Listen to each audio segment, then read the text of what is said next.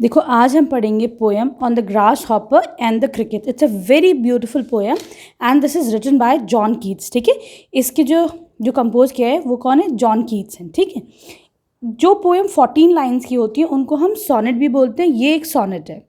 ठीक है, तो देखो पोएम क्या है? The poetry of earth is never dead.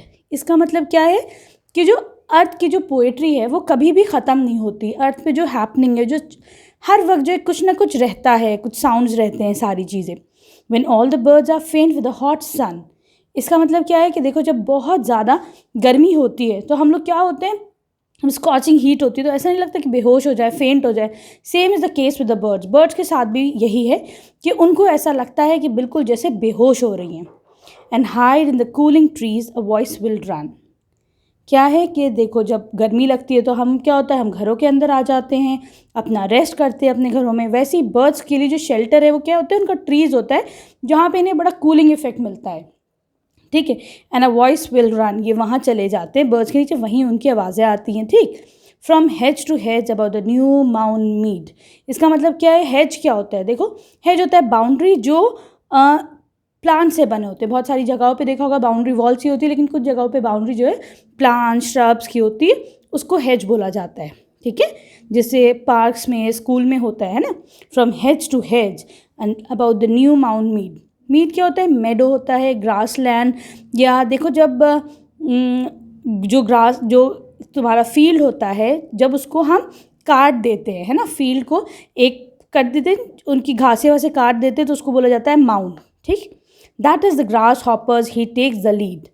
क्या है यहाँ पर कि हेज टू हेज, कौन जो है मज़े कर रहा है, कौन जंप कर रहा है, वो एक ग्रास हॉपर है। ठीक है, and he is taking the lead, मतलब वो जो है वो लीडर की तरह है वहाँ पर। ठीक, ग्रास हॉपर मज़े कर रहा है। In summer luxury he had never done. क्या कह रहे हैं कि देखो कुछ लोग क्या होता है कि भाई गर्मी में तो जो है वो बैठ जाते हैं घरों में, है कि नहीं, लेकिन यहाँ पर कुछ लोग के बारे में बात हो रही है जो किसी भी चीज़ से नहीं थकते हैं। कोई भी सीज़न हो, कोई भी उनके साथ हालात आए तो वो उसमें भी काम करते हैं, मज़े करते हैं। Same is the case with the grass hopper. यहाँ पे वही ग्रास हॉपर का भी है। In summer luxury he had never done. गर्मी में वो ऐसा नहीं कि वो जो है लेटा है, बैठा है, वो इन्जॉय कर रहा है, अपना मज़ा कर रहा है। With his delights from when tired out with fun.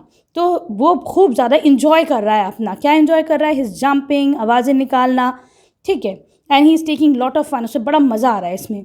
He rest at ease beneath some pleasant weed. Weed क्या होती है? देखो जो अनवांटेड प्लांट्स होते हैं उनको वीड बोला जाता है। ठीक है, फसल में जो वीड क्या होती है, वो फसल को बर्बाद कर देती है, जो गैर ज़रूरी जो प्लांट्स होते हैं। लेकिन वर्ड यहाँ पे प्लेजेंट यूज़ कर रहा है, तो ये क्या एक कंट्रास्ट है ना।